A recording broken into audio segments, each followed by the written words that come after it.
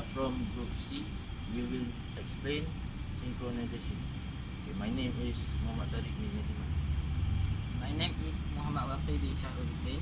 My name is Nu'ain Syamira binti Muhammad Shah. My name is Nona Abdaika binti Zulkifli. My name is Aina Syamimi binti Amran.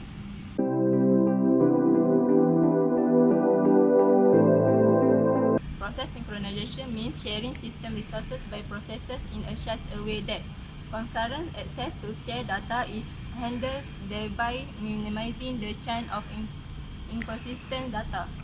Maintaining data consistency demands mechanism is ensure synchronized execution of cooperating processes. Process synchronization was introduced to handle problems that arose while multiple process execution.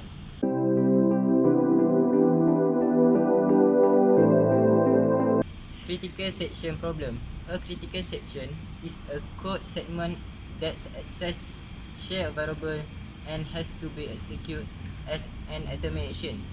It means there is a group of cooperating processes. At a given point of time, only one process must be executing its critical section.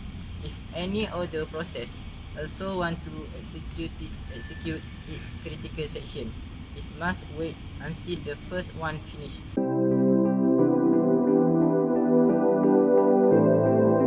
Solution to the critical section problem.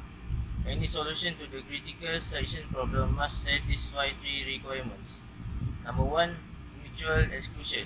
If a process is executing in its critical section, then no other process is allowed to execute in its critical section. Number two is progress. If no process is in the critical section, then no other process from outside can block it from entering the critical section. Number three is bounded waiting. A bound must exist on the number of times that other processes are allowed to enter their critical section after a process has made request to its critical section and before that request is granted.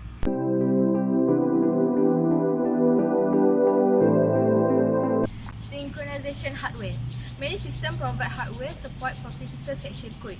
The critical section problem could be solved easily in a single processor environment if we could disallow interrupts to occur while a shared variable or resource is being modified. In this manner, we could be sure that the current sequence of instructions would be allowed to execute in order without preemption.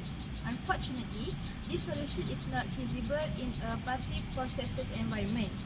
Disabling interrupt on a multiprocessor environment can be time-consuming as the message is passed to all the processors.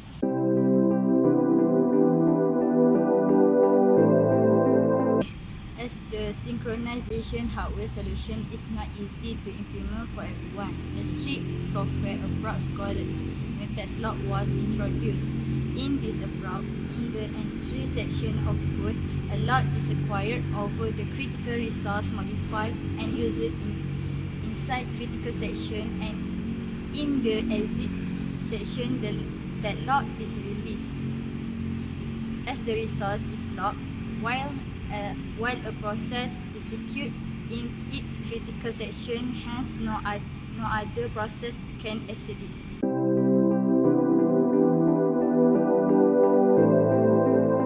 Introduction to Semapure. In 1965, Dijkstra proposed a new and very significant technique for managing concurrent processes by using the value of a simple integer variable by synchronizing the process of interacting processes.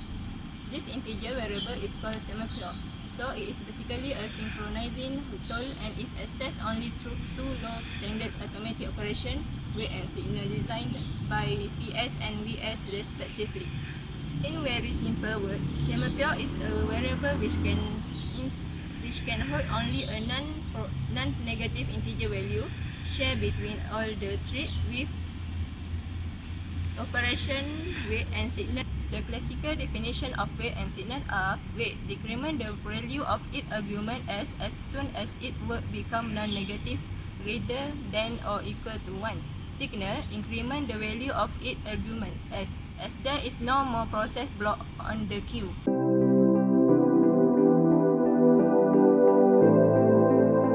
Properties of semaphores. 1. It is simple and always have a non-negative integer value. Number 2, work with many processes. 3, can have many different critical sections with different semaphores. 4, each critical section has unique access semaphores.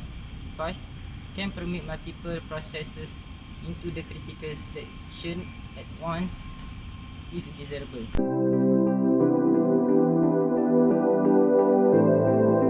Types of semaphores. Number 1 is binary semaphores. They can only be either 0 or 1. They are also known as mutex logs, as the logs can provide mutual exclusion. All the processes can share the same mutex semaphore that is initialized to 1. Then, a process has to wait until the log becomes 0. Then, the process can make the mutex semaphore 1 and start its critical section. When it completes its critical section, it can reset the value of mutex semaphore to 0 and some other process can enter its critical section. Next is counting semaphores. They can have any value and are not restricted over a certain domain. They can be used to control access a resource that has limitation in the number of simultaneous accesses. The semaphore can be initialized to the number of instances of the resource.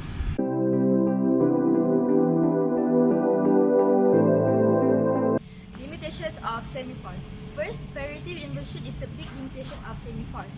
Second, their use is not enforced but is by convention only. Third, with improper use, a process may block indefinitely. Such a situation is called deadlock.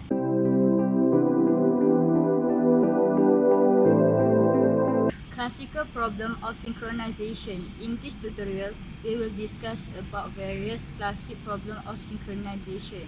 Semaphore can be used in other synchronization problems besides mutual exclusion. Below are some of the classical problems depicting flaw of process synchronization in systems where cooperating processes are present. We will discuss the following 3 problems: bounded buffer problem, the reader-writer problem, Dining philosopher problem.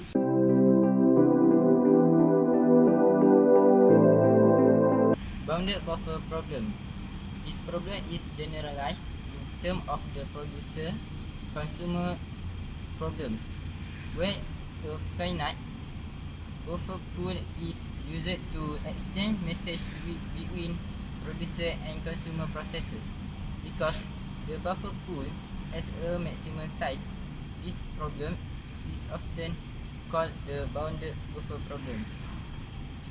Solution to this problem is creating 2 counting semaphores, full and empty, to keep track of the current number and of full and empty buffer respectively.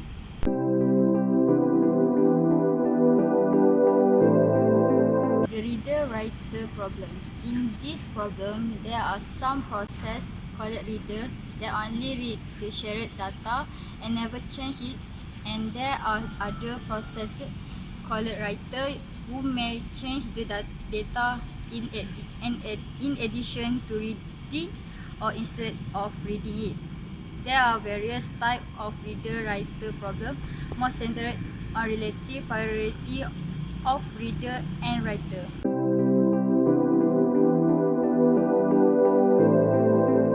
Dining philosopher's problem. The dining philosopher's problem involves the allocation of limited resources to a group of processes in a deadlock-free and starvation-free manner.